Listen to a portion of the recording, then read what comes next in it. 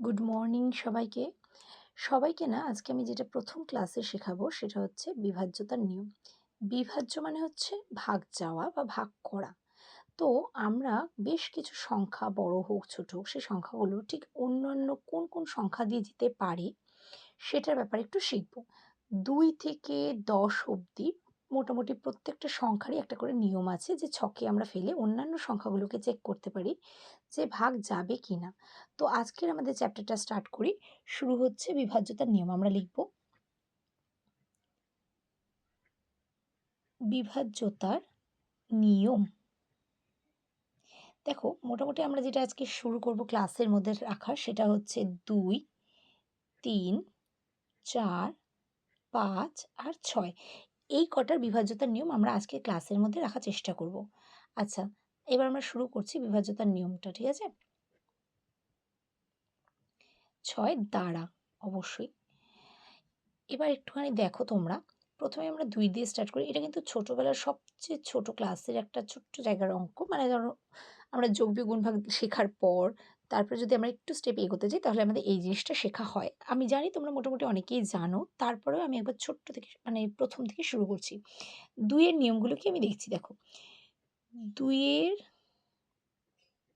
দ্বারা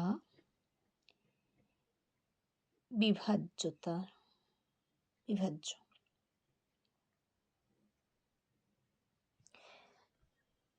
২ দ্বারা বিভাজ্য সংখ্যাগুলো কি করে আসবে? যে কোনো সংখ্যা বা কোনো সংখ্যার কি বলছি? কোনো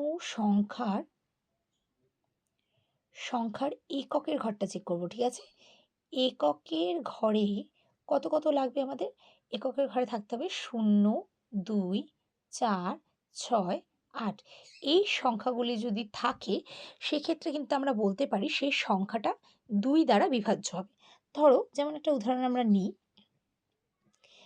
দেখো যদি আমরা একটু বড় সংখ্যা ধরে নিই ২, ৫, ৬, ৮, ঠিক আছে? এই একটা সংখ্যা নিলাম। দেখো কোনো সংখ্যার এককের ঘরে কতগুলো থাকতে হবে? এই ০, ২, ৪, ৬, ৮ থাকতে হবে, তাই তো? থাকতে হবে। এবার আমরা যে সংখ্যাটা ধরেছি ২৫৬৮, তাই তো? ২৫৬৮-র এককের ঘরটা আমরা চেক করব সবসময়। এককে দেখো কত আছে? ৮ আছে। তাহলে ৮ হচ্ছে আমার এই সংখ্যাগুলোর মধ্যে পড়ছে। তাহলে কিন্তু এটা ২ দ্বারা বিভাজ্য হবে। তাহলে এখানে কি লিখব? এই সংখ্যাটি ২ দ্বারা বিভাজ্য হবে। এই সংখ্যাটি ২ দ্বারা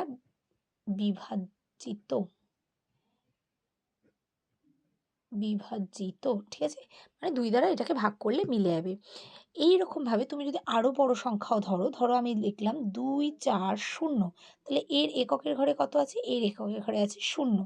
তাহলে এও ২ দিয়ে বিভাজ্য হবে, ২ দ্বারা বিভাজ্য হবে। ২ দ্বারা বিভাজ্য। আবার ধরো আমি আরেকটা সংখ্যা নিই। ধরো ২, ৫, ৪। তাহলে এর এককের ঘরটা চেক করছি, ঠিক আছে? কোন ঘরটা চেক করছি আমরা? এককের ঘরটা চেক করছি। সবসময় মাথায় রাখবে, যখনই ২ দ্বারা বিভাজ্যর আমরা নিয়মটা দেখতে যাবো, আমরা কোনো সংখ্যার এককের ঘর চেক করব। এককের ঘরে কি কি থাকতে হবে? ০, ২, ৪, ৬, ৮ এই সংখ্যাগুলো থাকলে আমাদের ২ দ্বারা বিভাজ্য যাবেই সেই সংখ্যাটা। সে যত বড় সংখ্যা হোক না কেন, আমরা এই ছকে ফেলে দেখব। এবার আমরা চলে আসি ৩ দ্বারা বিভাজ্য। ৩ দ্বারা বিভাজ্য। দেখো ৩ দ্বারা বিভাজ্য সংখ্যাটা কি করে আমরা বার করব? যে কোনো একটা সংখ্যা তার সমষ্টিটা নেব, অঙ্ক সমষ্টি নেব। কি নেব? তাহলে কোনো সংখ্যার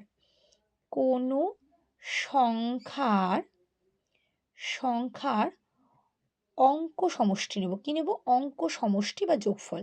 সমষ্টি মানে যোগফল, ঠিক আছে? কোনো সংখ্যার অঙ্ক সমষ্টি যদি ৩ দ্বারা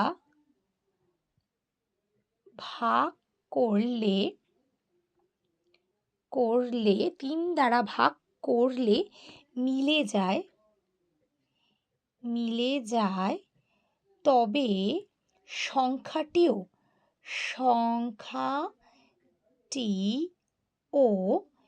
৩ দ্বারা বিভাজ্য। দেখো একটা আমরা উদাহরণ ধরি। যেমন ধরো ১২৩, ঠিক আছে? ১২৩ এখানকার অঙ্কগুলো মানে বলছে ১, ২, ৩, তাই তো? এবার এদের সমষ্টি বার করবো। কীভাবে করব? 1 যোগ 2 যোগ 3। তাহলে দেখো 3 আর 2 এ 5 আর 1 এ 6 হলো। এই যে 6 এলো, সেই 6টা সে 3 দ্বারা বিভাজ্য, মানে 6কে যদি আমি 3 দিয়ে ভাগ করি মিলে যাবে। 3 দুগুণে 6 হচ্ছে। তাহলে যদি এইটা মিলে যায় তাহলে আমরা বলতে পারি এই পুরো সংখ্যাটা 3 দ্বারা বিভাজিত বা 3 দ্বারা বিভাজ্য যাবে। যেমন দেখো আমরা আরেকটা সংখ্যা ধরি, ধরো 2, 5, 8। ঠিক আছে? এবার 2, 5, 8 সেটাকে আমরা কি করে দেবো? সেই সেম জিনিস কি করব? অঙ্কগুলোর সমষ্টি নেব। যেমন 2 যোগ 5 যোগ 8 এটা আমরা বার করব। 2 যোগ 5 যোগ 8 দেখো কত হচ্ছে? 5 আর 8 এ 13, 14, 15। এই হলো 15। এবার 15কে যদি আমি ভাগ করি 3 দিয়ে, 3 5 এ 15 হচ্ছে, মানে মিলে যাচ্ছে। যদি মিলে যায় সেক্ষেত্রে আমরা বলতে পারি যে এই সংখ্যাটিও 3 দ্বারা বিভাজ্য। ঠিক আছে? বোঝা গেল? এটা হলো 3 দ্বারা। এবার আমরা 4 দ্বারার নিয়মটা পড়ব। 4 দ্বারা বিভাজ্য। দেখো কোন সংখ্যাগুলো 4 দিয়ে যাবে আমরা কিভাবে বুঝবো দেখো। প্রথমে একটা সবচেয়ে সোজা সংখ্যা বলি, নিয়ম বলি, সরি সংখ্যা নয়। এটা হচ্ছে 1 নাম্বার নিয়ম হচ্ছে আমরা যে কোনো সংখ্যার শেষ দুটো অঙ্ক দেখব। প্রথমে কি দেখব? যে কোনো সংখ্যার শেষ দুটি অঙ্ক। এবার শেষ দুটো অঙ্কতে কি থাকতে হবে? 0। তাহলে দেখো কোনো সংখ্যার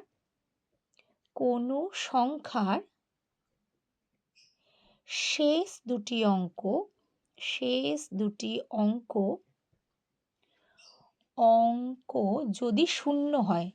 যদি 0 হয়, তবে তা 4 দ্বারা বিভাজ্য। এবার দেখো আমরা একটা উদাহরণ ধরি। যেমন ধরো যে কোনো সংখ্যা ধরতে পারি। যেমন ধরো 5-এর পেছনে দুটো শূন্য দিলাম। ঠিক আছে? তাহলে কত হলো? একক আর দশক। দেখো দুটো ঘর শূন্য আছে। তাহলে যদি দুটো ঘর শূন্য হয় তাহলে সেটা কি হবে? তাহলে এটাও কিন্তু 4 দ্বারা বিভাজ্য হবে। আবার ধরো একটা নিলাম 1400, তাই তো 1400। দেখো এর পেছনে দুটো শূন্য আছে, তাহলে কি হবে? এটাও কিন্তু 4 দ্বারা বিভাজ্য হবে। বোঝা গেল? তাহলে কি লিখছি? যে এই দুটি সংখ্যার পেছনে দুটো করে শূন্য আছে, সুতরাং এই দুটি সংখ্যা 4 দ্বারা বিভাজ্য যাবে। আরও একটা নিয়ম হচ্ছে 4 দ্বারা কি দেখো, কোনো সংখ্যার একক ও দশক, আমরা কটা ঘর নেব? একক ও দশক দুটো ঘর নেব। দশকের ঘরের অঙ্ক, এই অঙ্ক দুটো কিন্তু আমরা একসাথেই নেব। অঙ্ক দুটি যদি 4 দ্বারা ভাগ করলে মিলে যায় তবে সংখ্যাটি 4 দ্বারা বিভাজিত বা বিভাজ্য হবে। ঠিক আছে? 4 দ্বারা বিভাজ্য হবে। এবার দেখো আমরা একটা উদাহরণ ধরি। যেমন ধরো 524। ঠিক আছে? এই যে সংখ্যাটা নিলাম 524, এটা আমি কি নেব? একক আর দশক এই দুটো ঘর ধরবো। কোন দুটো ঘর ধরবো? একক আর দশক। এই যে দুটো ঘর ধরলাম, দেখো 24, তাহলে এখান থেকে 24কে আমি 4 দিয়ে ভাগ করলে মিলবে তো? দেখো 4 6 24 মিলে গেছে। যদি এই ভাগটা মিলে যায় তাহলে কিন্তু এই পুরো সংখ্যাটাই 4 দ্বারা বিভাজ্য। দেখো কি নেব? শুধু একক আর দশকের যে দুটো অঙ্ক আছে সেই দুটো অঙ্ক ধরবো। একটু অন্যরকমভাবেই আমরা ধরো 356 ধরলাম। এবার 356 হলো, আমরা কোনটা নেব? এই যে 3 5 6 এর মধ্যে শুধু 5 6 56টা নেব। দেখো 56 ভাগ 4। এবার যারা তোমরা ছোট আছো তারা ধরো মুখে মুখে যদি নামতা পড়ে ভাগ না করতে পারো, তোমরা রাফে চেক করবে, ভাগ করে দেখবে এটা কত আসছে? 4 14 56, তাই তো? যদি 4 14 56 হয় তার মানে ভাগটা মিলছে। যখনই ভাগ মিলবে তার মানে এই যে টোটাল সংখ্যাটা 356 সেও কিন্তু 4 দ্বারা বিভাজ্য হবে। এবার চলে যাই 5। 5-এরটা কিন্তু অলওয়েজ আমাদের সবার ফেভারিট থাকে। কেন বলো দেখি? কারণ 5-এরটা ভীষণ সোজা এবং খুব ছোট্ট, আমাদের অল্প একটু মনে রাখলেই হয়ে যাবে। যেমন দেখো এখানে আমরা কি করব? এককের ঘরের খুবই সোজা, যেটা বললাম যে সব সময়ের জন্য সব বাচ্চাদের পছন্দ। কারণ এককের ঘরে কি কি থাকতে হবে? এককের ঘরে থাকতে হবে 0 এবং 5। 0 অথবা 5, সরি, 0 অথবা 5 যদি এই দুটো সংখ্যা থাকে তাহলে কি হবে? সে 5 দ্বারা বিভাজ্য হবে। সংখ্যা থাকতে হবে, থাকতে হবে। তাহলে এককের ঘরে কি থাকতে হবে আমাদের? 0 বা 5। যেমন একটা উদাহরণ আমরা নিয়ে নিই। যেমন উদাহরণে কি আছে? ধরো 2, 5, 0। আরেকটা উদাহরণ নিয়ে নিই, 2, 0, 5। দেখো এখানে এককের ঘরে আছে 0, এখানে এককের ঘরে আছে 5। এবার আমরা যদি চাই একটু বড় সংখ্যাও ভাবতে পারি, ধরো 1, 4, 0, 5। তাহলে কি হলো? 1405। এককের ঘরে আছে 5, তার মানে কিন্তু এই তিনটে সংখ্যাই 5 দিয়ে বিভাজ্য। ঠিক আছে? এবার আমরা চলে যাবো 6-এরটা। দেখো 6 দ্বারা বিভাজ্য সংখ্যাগুলো কোনগুলো হবে আমরা বার করব। একটু ভালো করে ভেবে দেখো, 6 বলছি, 6টা কি কি আসছে দেখো। 6 মানে হচ্ছে 2 গুণ 3, তাই তো? 3 দুগুণে 6। তার মানে 6 দ্বারা বিভাজ্য হতে হলে তাকে আলাদা করে 2 দ্বারাও বিভাজ্য হতে হবে, 3 দ্বারাও বিভাজ্য হতে হবে। তাহলে আমরা যদি একটুখানি বুঝে লিখি, তাহলে কোনো সংখ্যা যদি কোনো সংখ্যা যদি কোনো সংখ্যা সংখ্যা 2 ও 3 উভয় সংখ্যা দিয়ে, আমি কিন্তু বললাম 2 এবং 3 দুটোকেই দিয়ে যেতে হবে, উভয় সংখ্যা দিয়ে ভাগ করলে মিলে যায়,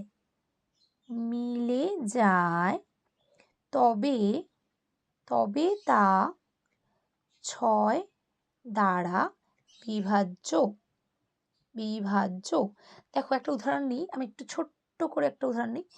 যেমন দেখো 1 8, 18 লিখলাম।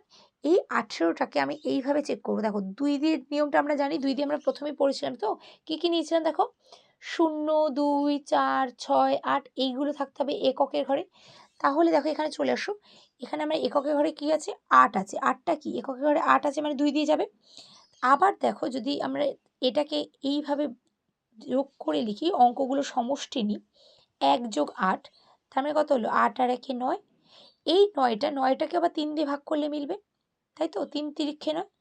তার মানে এই 18 সংখ্যাটি 2 দিয়েও যাচ্ছে আবার 3 দিয়েও যাচ্ছে। সুতরাং এই 18 সংখ্যাটি 6 দ্বারা বিভাজ্য। ঠিক আছে? বোঝা গেল? আজকে আমি ক্লাসটা তাহলে এই অবধি রাখছি। তোমরা কে কে কী বুঝলে আমাকে কমেন্ট করে জানাতে পারো।